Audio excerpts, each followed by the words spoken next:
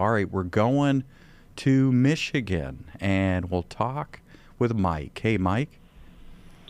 Hey, Dr. Farley, how are you? Hey, I'm doing all right, Mike. How are you? Good. I'll get right to my point.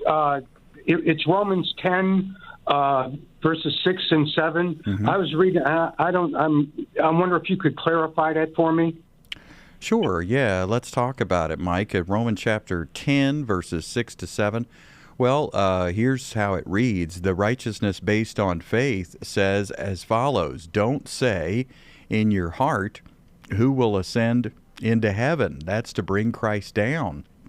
And who will descend into the abyss? That is to bring Christ up from the dead.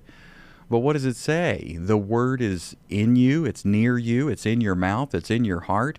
That is the word of faith which we are preaching.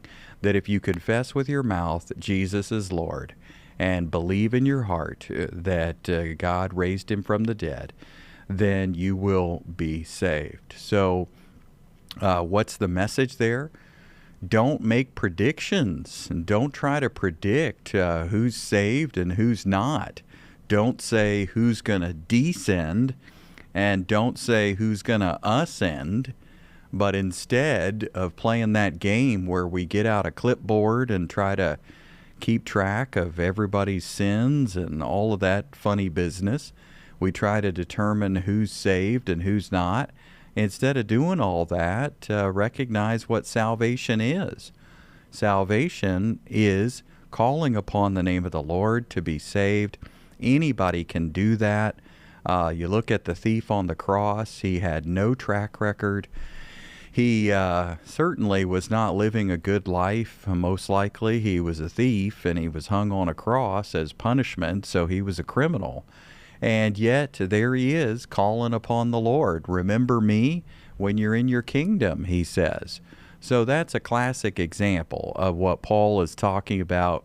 We should not be fruit inspectors trying to figure out, oh, he must be saved, she must be lost, he must be saved, and she's an unbeliever and he's a believer. And we're trying to determine that based on what?